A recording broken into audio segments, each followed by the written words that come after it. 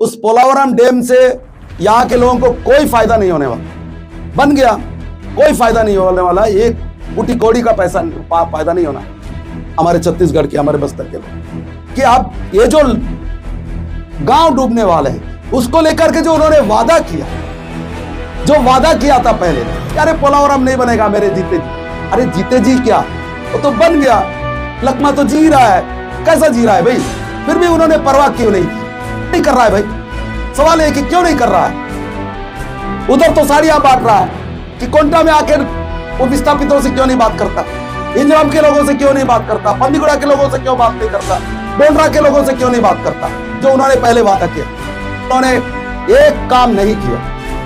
चलो पहले तो एमएलए था, माना जा सकता है, 5 वर्षों से मंत्री तो है ना, पूरे बस्तर का प्रतिनिधित्व करने वाला मंत्री, बहुत पावरफुल मंत्री, उसके हिस्से में 2 बड़े बड़े विभाग, मोटे मोटे विभाग, भूपेश बघेल का बहुत पसंदीदा मंत्री, जो नक्सली मामलों में जो लोग जेलों में हैं उन सबको मैं जीतूंगा तब तुरंत उनको रिहा करा दूंगा। हमारी सरकार, यदि मान लो हमारी सरकार बन गई, तब तो 10 दिन में हम सबको जेलों से रिहा करा। अगर 10वें दिन नहीं हुआ तो 11वें दिन मैं खुद जेल का फाटक तोड़ूंगा और सबको बोलूंगा चले जाओ। ऐसा तो लखमा ने किया नहीं।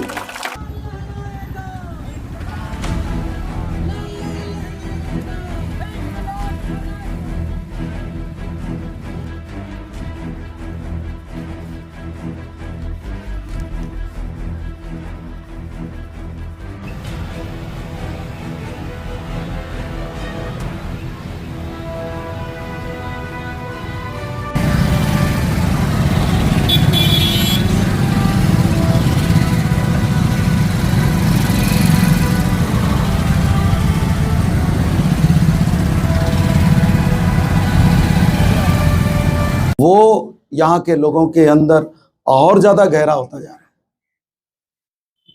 मैं इसी बारे में दरअसल आज बात करने के लिए आया हूं। मैं दरअसल आज अभी इरफान भाई आप लोगों से बातचीत कर रहे थे। इरफान का घर खुद डूबता है, बहुत ज्यादा डूबता है, और वो पुराना बस्ती जो उधर से घूम के आए, वो जो लास्ट घर इस तरफ दिख रहा था, जो छोटे छोटे बच्चे दिख रहे थे, ये इनका घर है। और उनको पिछले समय उनका पूरा घर डूब गया और सारे लोग इधर चले आए थे, महीने भर करीब इधर थे, और कितना मिला था पैसा? 9,000, किसी को 7,000। इसमें भी बड़ा अजीब अजीब, यहाँ पिछले समय लोग 1.5 महीना करीब कैंपों में रहे, और कई लोगों के घर तहस नहस हो गया, और जो मुआवजा बांटा गया वो भी देख देख करके दिया गया। जिनको सबसे ज्यादा क्षति हुआ उनको पैसा नहीं मिला, कम मिला, किसी को 6,000, 7,000, 8,000, 9,000। जिनका सचमुच ज्यादा कुछ बिगड़ा नहीं, जो सरकार के नजदीक है, लखमा राम के पास है, उनको ज्यादा मिल गया। कितना कितना मिला इरफान? 1 लाख 20,000। अब देखो उसी इलाके में रहने वाले लोगों को, अब इनको मिला कितना? 20,000। इनको 20,000 रुपया, जो सबसे ज्यादा परेशान है, डूबे हुए। और वही दूसरे लोगों को मिला 1,20,000 रुपये। वो 1,20,000 किनको मिला? जो सरकार के तरफ के लोग हैं, लखमा राम के करीब के लोग। ये जो अन्याय हो रहा है, इसके खिलाफ भी आज के ये मोटरसाइकिल रैली है, और रैली करके हम बताना चाहते हैं कि ये जो अन्याय कर रहे हैं ये सरकार, यहाँ की प्रशासन, उसके खिलाफ एक आवाज उठाना है, एक बात को बुलंद करना है। ये जो कोंटा के साथ जो जुल्म हो रहा है, कोंटा के लोगों के साथ जो अन्याय हो रहा है, उसको, उसके खिलाफ आवाज बुलंद करने के लिए, उसके खिलाफ लोगों को लामबंद करने के लिए ये रैली है या सभा है। कुल मिलाकर बात यह है कि ये जो कोंटा है, हमारा जो विधानसभा है ना, विधानसभा क्षेत्र, ये भी कोंटा के नाम से है, सुकमा और तोंगपाल। और ये कोंटा जो पुरानी बस्ती है, ये लगभग समाप्त हो जाएगा। ये पूरा लगभग समाप्त हो जाएगा, कुछ रहेगा नहीं। थोड़ा बहुत जो आगे का हिस्सा है, ऊपर का हिस्सा ओवर रह जाएगा। प्रश्न ये है कि ये जो इतने लोग विस्थापित होने वाले हैं वो कहां जाएंगे, उनको कहां बसाया जाएगा, ये एक सवाल है। पिछले समय जबकि डैम पूरा बना नहीं था, इस बार तो पूरा डैम बन गया। गेट पिछले समय भी करीब 4-5 गेट खुले हुए थे और कुछ बने भी नहीं थे, तब ये पूरा कोंटा डूब गया था। कितने दिन डूबा था? 15 दिन डूबा, 15 दिन डूबा था। हम लोग खुद पार करके आए, कैंपों का सारा निरीक्षण किए, लोगों से सबसे मिले, और कहीं पे भी देखिए कि जो लोग कैंपों में रहे घर छोड़ करके, उनकी स्थिति क्या होगी समझा जा सकता है। ना रहने का ना खाने का कोई ठिकाना नहीं था। और इस बार भी गनीमत है कि इस बार बारिश अब तक इस टाइप का नहीं हुई, किसानों के लिए ठीक नहीं है। और अगस्त में बारिश नहीं होना, ये कोंटा के जो बाढ़ पीड़ित लोग हैं, जो डूबने वाले लोग हैं, उनके लिए एक तरह से एक राहत की बात हो सकती है। लेकिन पिछले समय जैसा इस बार भी बारिश होता तो इस बार भी हम लोग शायद यहां इस तरीके से सवार नहीं कर पाए होते। हमारी गाड़ी यहां तक घूम के आई, बॉर्डर तक घूम के आई, सारी मोटरसाइकिलें, वहां तक हम लोग नहीं जा पाते। हमारी गाड़ी तो इंजरम में ही रुक गई होती, इंजरम के आगे वहीं सब भर गया होता। तो वहां से हम सब लोगों को या तो नाव से आना पड़ता है या पैदल आना पड़ता है। नाव से ही आना पड़ता, कई जगह तो बहुत ज्यादा पानी होता है इंजरम पुलिया में, ये यहाँ डोंडरा के आगे। तो मैं इसलिए कहना चाहता हूं कि ये स्थितियां हो गई है यहाँ, और उस पोलावरम डैम से यहाँ के लोगों को कोई फायदा नहीं होने वाला। बन गया, कोई फायदा नहीं होने वाला, एक पुटी कौड़ी का फायदा नहीं होना है हमारे छत्तीसगढ़ के, हमारे बस्तर के लोग। लेकिन हमारे लोगों की जमीन डूब रही है, घर द्वार डूब रहे हैं। और आप लोगों को ये मैं गोंडी में नहीं बता पा रहा हूं, आप लोग समझिएगा एक बात, ये केवल कोंटा ही नहीं डूब रहा है, ये पूरा कोनावरम का जो एरिया है, 3 या 4 मंडल पूरी तरह डूब रहे हैं। ये आंध्र प्रदेश के, हमारे यहाँ ब्लॉक होता है, वहां मंडल होता है, वो पूरे 2 मंडल तो कंप्लीट डूब रहे हैं, बाकी कुछ आधा आधा इस तरीके से डूब रहा है। कोनावरम भी एक मंडल है, वो पूरी तरह बर्बाद हो रहा है, खत्म हो गया। हमारा जो संस्कृति है वो सब इसी के साथ खत्म हो जाने वाला है, दफा होने वाला है। इसलिए हमारी पार्टी भी, सीपीएम सीपीआई भी पिछले कुछ दिनों पहले पोलावरम के डैम की ऊंचाई को कम करने के सवाल को लेकर के बड़ा अभियान चलाए, यहां भी चलाए और दिल्ली तक चलाए। तो मैं कहना यह चाहता हूं कि वो डैम की ऊंचाई कम करने से कुछ हिस्सा बच सकता है, कुछ लोग रह सकते हैं।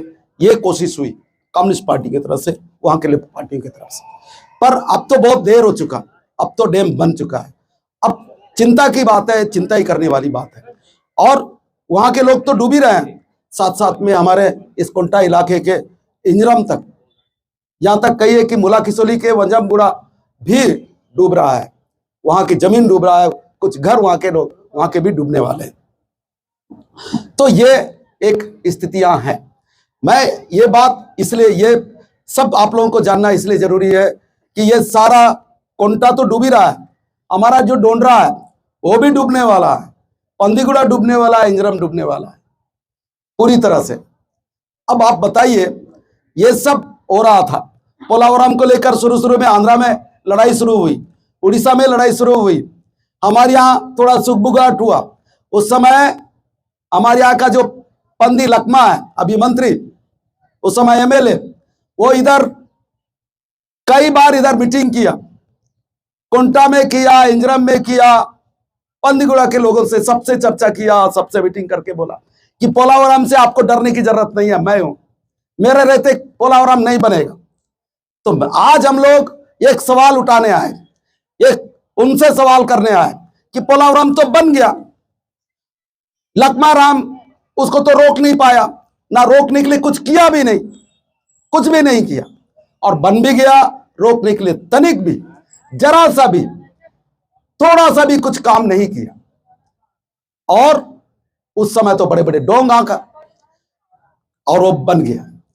और लकमा, लकमा है, जीवित है, मंत्री है, घूम रहा है, नौटंकी करते घूम रहा है। अभी अभी भेजी एरिया में बहुत साड़ियां बांट के आ गया, देख रहा है कि मुझे फिर चुनाव लड़ना है, चुनाव जीतना है, साड़ी बांटकर, पैसा बांटकर, दारू पिलाकर वो कोशिश कर रहा है जो उसका पुराना पैतरा है। पर यह बात यह है कि अब ये जो गांव डूबने वाले हैं उसको लेकर के जो उन्होंने वादा किया, जो वादा किया था पहले कि अरे पोलावरम नहीं बनेगा मेरे जीते जी, अरे जीते जी क्या, वो तो बन गया। लकमा तो जी रहा है, कैसा जी रहा है भाई, फिर भी उन्होंने परवाह क्यों नहीं की। ये भी यहाँ के लोगों को बताने की बात है कि आज लकमा पोलावरम को लेकर के मीटिंग किया, लोगों से बातचीत भी नहीं कर रहा है। क्यों पर ऐसी है, लोगों से बात भी नहीं कर रहा है, क्यों नहीं कर रहा है भाई? सवाल है कि क्यों नहीं कर रहा है। उधर तो साड़ियां बांट रहा है कि कोंटा में आकर वो विस्थापितों से क्यों नहीं बात करता, इंजराम के लोगों से क्यों नहीं बात करता, पंदीगुड़ा के लोगों से क्यों बात नहीं करता, डोंडरा के लोगों से क्यों नहीं बात करता, जो उन्होंने पहले वादा किया था। सच है कि लकमा चुनाव जीतने के लिए तरह तरह के वादे और उलूल जुलूल वादा किया, घोषणाएं किया, ना जाने क्या क्या किया। वादों पर उन्होंने एक काम नहीं किया। चलो पहले तो एमएलए था, माना जा सकता है, 5 वर्षों से मंत्री तो है ना, पूरे बस्तर का प्रतिनिधित्व करने वाला मंत्री, बहुत पावरफुल मंत्री। उसके हिस्से में 2-2 बड़े-बड़े विभाग, मोटे-मोटे विभाग। भूपेश बघेल का बहुत पसंदीदा मंत्री, वो चाहता तो बहुत कुछ कर सकता था, बहुत कुछ। ये विस्थापितों के लिए नहीं, पूरे जिले भर के लोगों के लिए कर सकता था, पर एक काम उन्होंने नहीं किया, एक काम नहीं किया।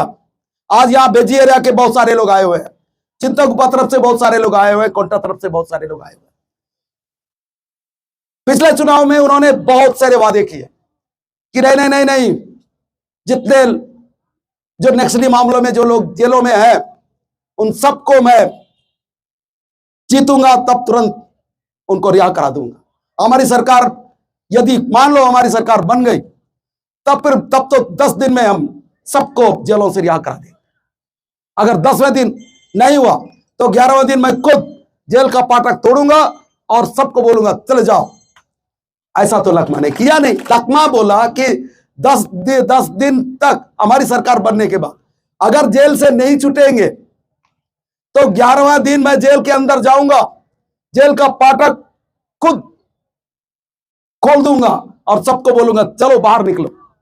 ऐसा भी उन्होंने कहा, पर क्या फाटक तोड़ने की बात तो दूर, अरे जो लोग भी नक्सली मामलों में जेलों में बंद है उनको एक को भी राहत नहीं दिलाए। जो लोग भी छूटे, कोई 5 साल 6 साल 7 साल जेलों में रहने के बाद, एक तरह से सजा भुगतने के बाद लोग जेलों से आए। वो कैसे आए, कैसे छूटे? वकील लोग लड़ करके कोर्ट में जैसा लड़ाई होता है, मजिस्ट्रेट के सामने तर्क वितर्क करना होता है, अक्ल लगाना पड़ता है वकीलों की तरफ से, तब वो मुलजिम छूटता है, जो भी आरोपी छूटता है। ऐसा वकील लोगों ने बहुत लड़ाई करके उनको छुड़वाया और पैसे लगे सारे मुलजिमों का, जो लोग भी जेलों में थे आरोपी, सब कोई 60,000 70,000 50,000 40,000 ऐसा लोगों ने खर्चा किया। गांव के लिए 40,000 50,000 बहुत बड़ी रकम, इतना खर्च किए लोग। 55,000 60,000 खर्च करने वाले उस दिन बुरका पाल मिल गए थे हमें। वो लोग बताए कि 55,000 हमारे पास नहीं था, हम लोग जमीन गिरवी रखे, आज हम वो जमीन को हम छुड़ा नहीं पा रहे हैं, ये बोल रहे थे, हमारा घर बर्बाद हो गया। अब आप लोग को बताएं क्या, कई लोग ऐसे कहानियां बताने लगे कि किसी जेल में जब 6-7 साल रहे, उस दरमियान किसी की मां गुजर गई, किसी के पिता गुजर गया, किसी की बहन गुजर गई, किसी का भाई गुजर गया, कहीं किसी की पत्नी गुजर गई, किसी का बेटा, किसी का बेटी, ये भी उनका भी इंतकाल हो गया इसी दरमियान, क्योंकि उनको देखने वाला कोई नहीं था। और कहीं तो ऐसे भी अजीब सा किस्से कहानी के, कई लोग इतने साल जवान औरत कैसा रहेगी, वो छोड़ करके दूसरे मर्द के साथ चली गई। इस तरीके की किस्से कहानियां हैं। और ये सब जो हुआ उसके लिए कौन जिम्मेदार? सरकारें तो जिम्मेदार थी, चाहे रमन सिंह की सरकार हो या ये सरकार, पर ये लोग जो वादा किए थे वो वादा को इन लोगों ने पूरा नहीं किया। इसलिए ये सबके भागीदार, ये पाप के भागीदार, ये सब जुर्म के भागीदार, ये लखमा भी है, भूपेश बघेल भी है, रमन सिंह तो कह रहा ही। इसलिए मैं कहना चाहता हूं कि ये लोग केवल वादे करते हैं आदिवासियों का, उसको पूरा नहीं करते। और लखमा इस मामले में अव्वल नंबर का है, अव्वल नंबर, एक नहीं कई, क्या क्या नहीं बोला पिछले समय, क्या क्या नहीं बोला। अभी जब मैं भेजी गया, चिंता गुफा गया, लोगों ने कहा मुझे कि नहीं लखमा, तो आप लोगों को तो साड़ी बांटा, आप लोगों को तो पैसा दिया, बोले उसका पैसा उसके पास ही रहे। हाँ दिया, पर हम उनको वोट नहीं देने वाले। वो पिछले समय बहुत वादा किया, उस वादे में से एक भी वादा नहीं पूरा किया, इसलिए उसका पैसा तो रहेगा, उसका साड़ी भी पहन लेंगे। कई लोग ये भी शिकायत करने लगे कि साड़ियां जो दिया वो पहने तो दूसरे दिन फट गया, क्या नाम फट गया, क्या बोलते हैं ना, फट गया, इंक था। और जो दिए थे ऐसे ही ना, कहाँ कोसा मामा ऐसे आल के बेवा, जो साड़ियां दिए 1 या 2 दिन में पहने तो वो टुकड़ा हो गया, फट गया, ऐसा वाला साड़ियां दिए।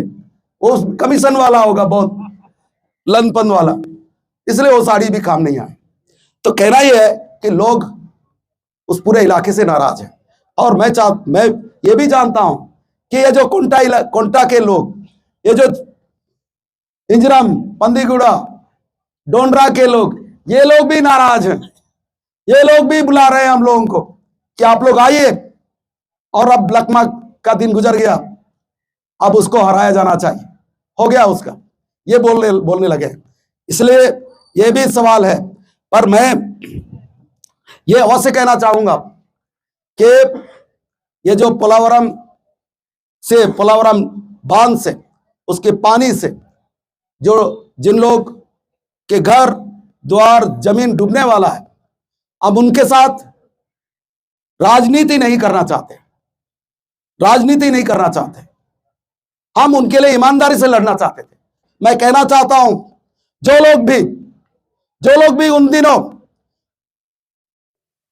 जुर्म के साथ रहे हैं या कलूरी का बहुत गुणगान करते थे, उसमें लखमा राम भी है और लोग भी हैं। मैं उनके जरिए कहना चाहता हूं कि ये लोग हमारा जो एक बहुत ईमानदार प्रयास को वहां उन लोगों ने रोक दिया, विफल कर दिया। उसके लिए जिम्मेदार कौन? कलूरी से ज्यादा जो उस समय उनको यहां सर पर चढ़ाए थे, वो लोग भी जिम्मेदार है, जिसमें लखमा राम भी है। लखमा राम के सारे गुर्गे लोग हैं, मैं कहना चाहता हूं।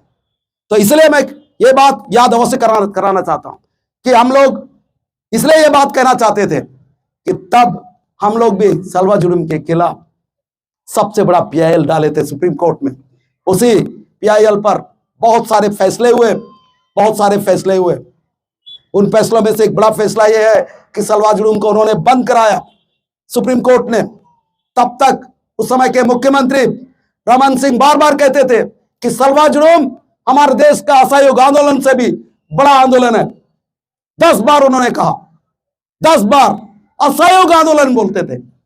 महात्मा गांधी का 1920 का असहयोग आंदोलन, वाह, उसके साथ सलवा जुर्म का तुलना करते थे डॉक्टर रमन सिंह। मैं कहना चाहता हूं, क्या सचमुच असहयोग आंदोलन एक क्या नाम, एक चौरी चौरा गांव में का एक थाने में 3 या 4 सिपाही थे उस समय।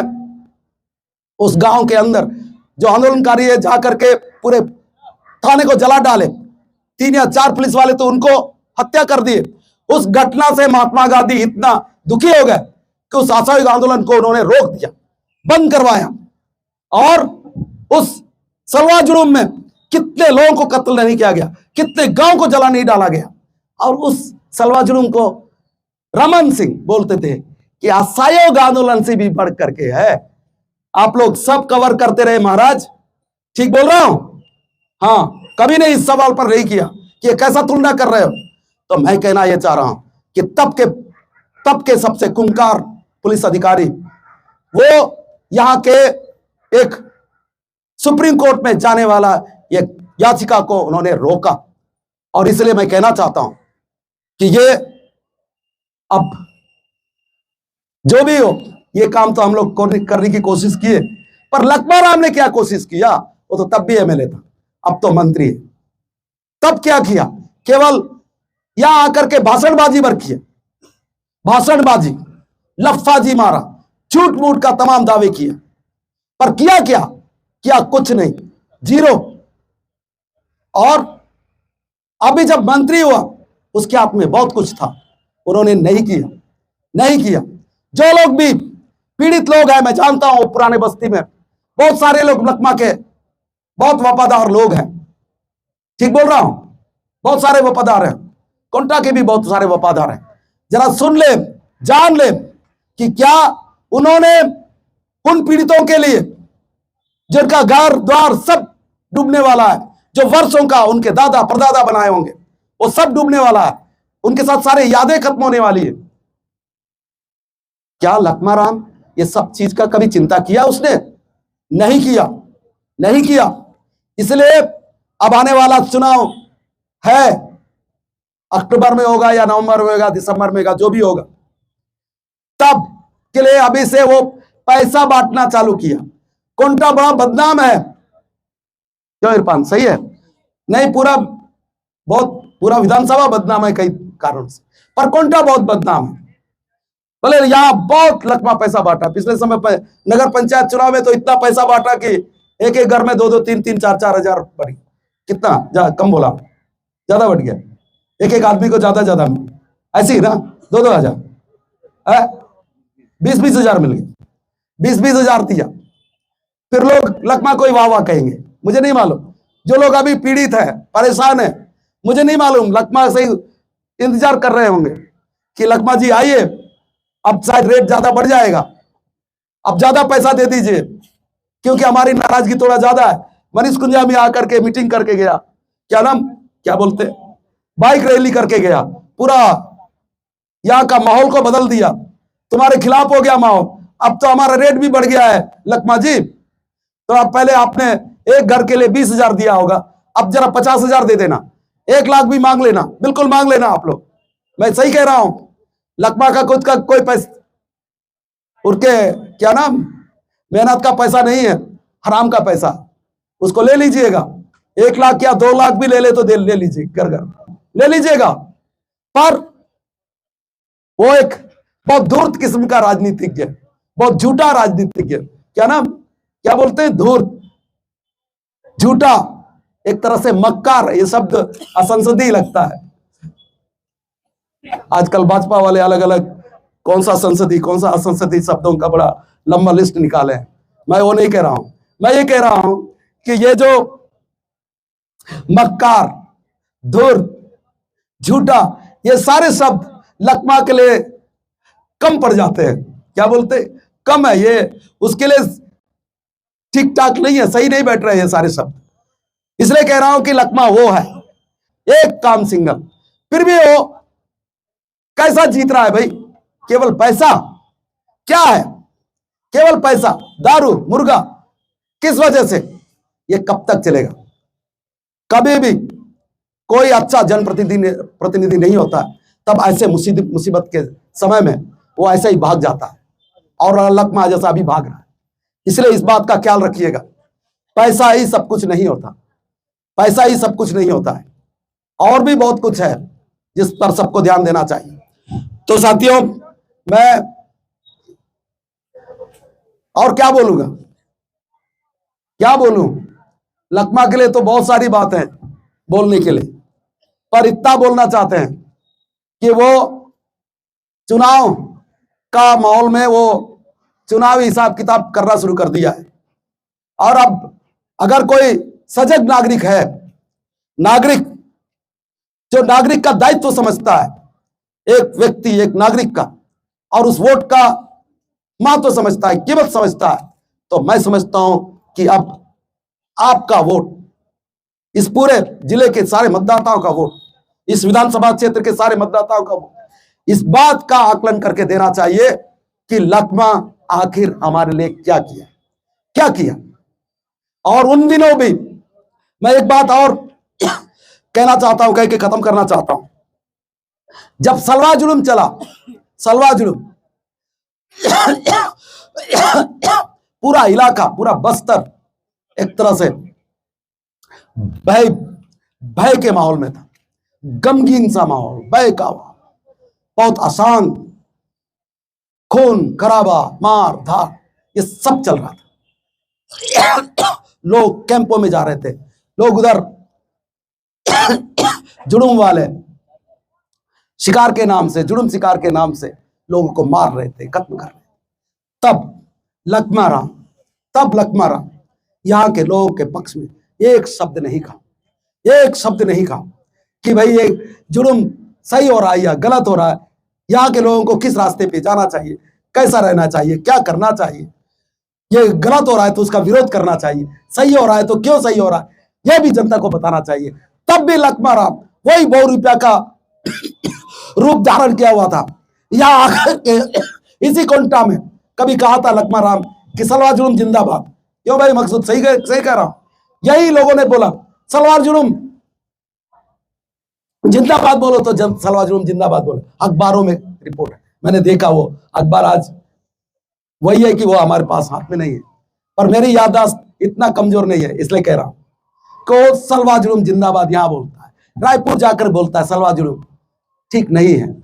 इस किस्म का आदमी वो कभी भी सही प्रतिनिधित्व, कम से कम कमजोर आदमियों के प्रतिनिधित्व तो नहीं कर सकता। और यहाँ के कम से कम जो पीड़ित हैं, जो गरीब हैं, जो आदिवासी हैं, उनका प्रतिनिधित्व तो सही मायने में नहीं हो सकता। इसलिए आप लोग इस बात का भी ख्याल रखिए। और हम यहाँ से मांग करना चाहते हैं, आज भी इस सरकार के पास 1 महीने का वक्त है, 1 महीने का वक्त है कम से कम आचार संहिता के लगने का।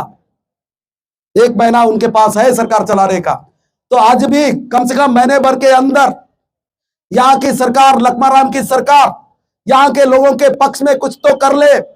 यहाँ के लोग जो असमंजस में ना इधर जा पा रहे ना उधर जा पा रहे, क्या करें क्या ना करें, जो उहापोह की स्थिति है, उनको निजात दिलाने को कोई कदम उठाए या के सरकार। हम ये यहां से, इस सभा से यह मांग करना चाहते हैं। इसी बात के साथ मैं अपनी बात यही समाप्त करता हूं। आप सब लोग ने बहुत ध्यान से सुना और इसके लिए बहुत बहुत धन्यवाद।